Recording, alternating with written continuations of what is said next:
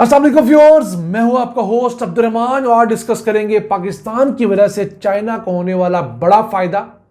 जंग पाकिस्तान ने लड़ी और जीती, लेकिन इसका एक इनडायरेक्ट फायदा चाइना को हुआ है क्योंकि चाइना की लड़ाका तैयारी बनाने वाली कंपनी चैंगडू एयरक्राफ्ट, उसके शेयर्स में अब तक 63% का इजाफा रिकॉर्ड किया गया है और शेंजन स्टॉक एक्सचेंज में इसने धूम मचा रखी है।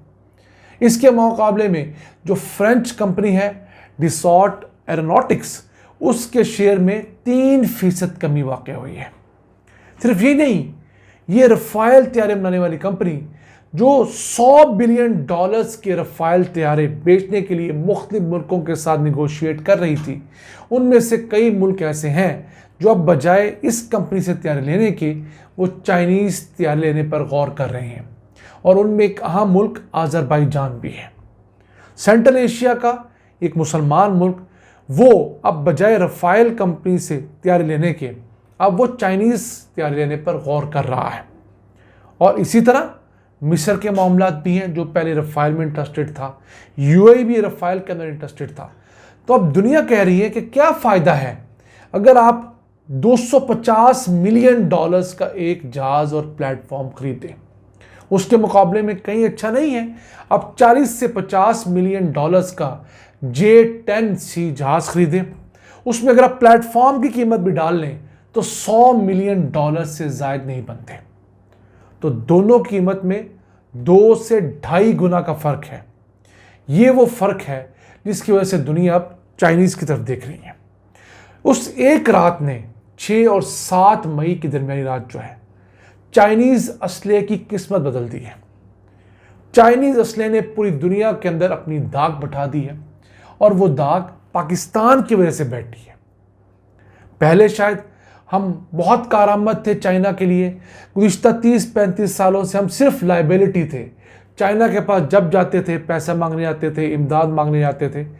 हमने ऐसा कारनामा किया है कि अब चाइनीज़ असले ने दुनिया के दूसरे स्टेट ऑफ द आर्ट असला मैन्युफैक्चरर यूरोपीय यूनियन को मात दी है।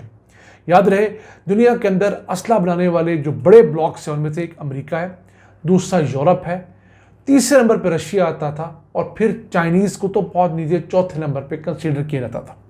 लेकिन अब अमेरिका के बाद रशिया को दूसरा तगड़ा आम मैन्युफैक्चरर कंसीडर किया जाने लगा है, क्योंकि इंसानी तारीख में कभी भी 4.5 जनरेशन का एयरक्राफ्ट गिराया ही नहीं गया है। और ये तमगा भी हमारे इंडियन एयरफोर्स के नौजवानों को जाता है कि उन्होंने अपने एक नहीं 3 जहाज़ गिरवाए हैं। इसके अंदर जहां बहुत सारी बातें डिस्कस की जा रही हैं, वहाँ एक और वजह भी लोग ढूंढ रहे हैं। वो कहते ही हैं कि इंडिया के साथ प्रॉब्लम ये हुआ कि इंडिया मुख्तलिफ मुल्कों के सिस्टम्स यूज़ कर रहा है। मिसाल के तौर पर अगर तैयारे रफ़ाइल के हैं तो उसके साथ रेडार्स जो हैं वो इसराइल के हैं। इसके अलावा अगर उनके पास सैटेलाइट है वो किसी और मुल्क की है। रशिया का एयर डिफेंस सिस्टम है। तो मुख्तलिफ कंपोनेंट्स अलग-अलग मुल्कों के हैं और उनका आपस में डाटा लिंक जो है उस तरह इंटीग्रेटेड नहीं है। जबकि पाकिस्तान चूँकि अपने असले का 81% चाइना से लेता है और फिर उसके अलावा हमारी एयरफोर्स तो तकरीबन अब चाइना पे डिपेंडेंट है, सिवाय F-16 के। तो अब हमारे पास अगर जहाज़ चाइना के हैं तो रेडार चाइना के हैं, सैटेलाइट भी चाइना की है, कंप्यूटर्स भी चाइना के हैं, कम्युनिकेशन का नेटवर्क भी चाइना का है। तो सब चीज़ें चूँकि चाइना की बनी हुई हैं, तमाम चीज़ें इंटीग्रेटेड हैं, वेल निटेड हैं। इस वजह से आपस में प्रॉब्लम नहीं आती। यहाँ मैं आपको आसान अल्फाज में समझाना चाहूँगा, जो लोग कभी कंप्यूटर बनाने के लिए गए हों, जो CPU होते हैं, तो उनको अक्सर दुकानदार कहते हैं कि आप एक कंपनी के कंपोनेंट डलवाएं। वैसे तो मुख्तलिफ कंपनियों के कंपोनेंट डलवा के कंप्यूटर तो चल जाता है, प्रोसेसर किसी और कंपनी का, रैम किसी और की, उसके साथ साथ आप हार्ड ड्राइव कुछ और डलवा लें। लेकिन अगर आप ऐसी कंपनियों के कंपोनेंट डलवाएंगे जो आपस में पहले से कोलैबोरेट कर रही हों, तो उनकी स्पेसिफिकेशन मैच कर रही होती हैं, तो आपकी डाटा प्रोसेसिंग बहुत तेज़ हो जाती है। तो ये जो आजकल के दौर में एयरफोर्स है, इसके अंदर सिर्फ आप जहाज़ नहीं लेते, जहाज़ के साथ आप सैटेलाइट भी लेते हैं। यानी कि सैटेलाइट से लिंक्स लेते हैं, आप रेडार्स लेते हैं, ज़मीन पर भी रेडार्स लेते हैं और उड़ने वाले जहाज़ भी रेडार्स की सूरत में आप लेते हैं। फिर उसके साथ साथ आप एक पूरी किल चेन बनाते हैं जिसके अंदर आप मुखालिफ एयरफोर्स के जहाज़ों का कम्युनिकेशन नेटवर्क काटते भी हैं, जिसकी वजह से या तो वो वापस भागने पर मजबूर हो जाते हैं या वो आपके मिसाइल का निशाना बनकर तबाह हो जाते हैं, जिस तरह इंडिया के साथ हुआ। अब माहिरीन ये कहते हैं कि पाकिस्तान ने इंडियन जो एयरफोर्स के रफाइल तैयारे थे उनका जो डाटा लिंक था, जो कम्युनिकेशन था, उस नेटवर्क को काटा। वो ब्लैंक हो गए, उनको समझ ही नहीं आया कि हमारे साथ हुआ क्या है।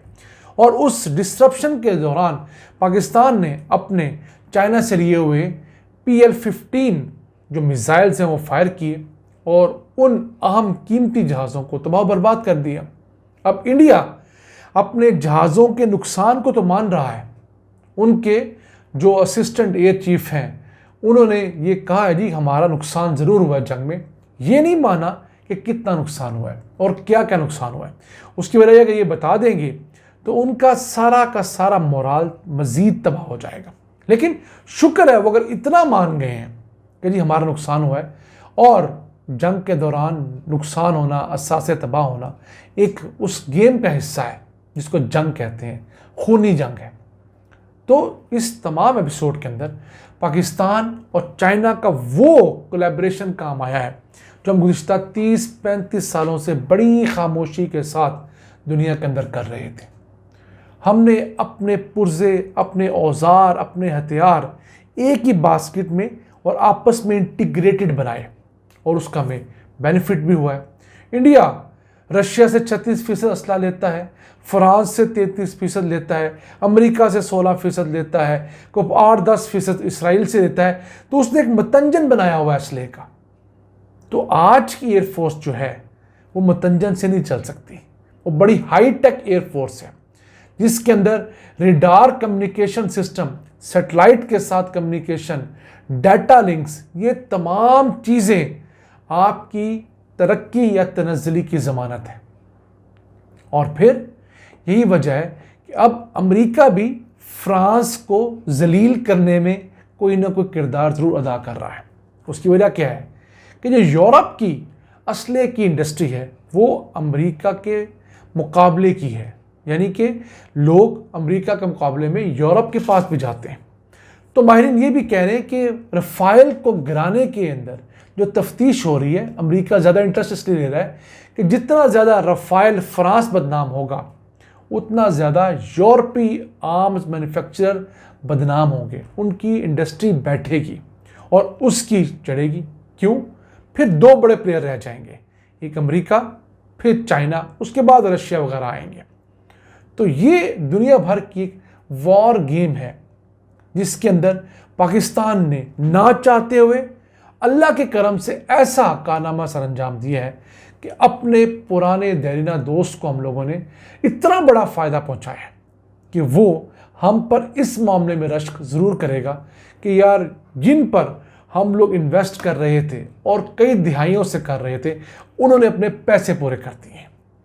अब तो चाइना हमें बहुत सारा असला सिर्फ इसलिए देगा कि उससे वार जोन में टेस्ट किया जा सके, क्योंकि चाइना खुद तो किसी लड़ता नहीं है, असला बहुत शानदार बनाता है। उसे टेस्ट किसने करना है? पाकिस्तान टेस्ट करेगा, क्योंकि इंडिया हर 5-7 साल बाद पंगा लेने से बाज नहीं आएगा जब तक मोदी रहता है।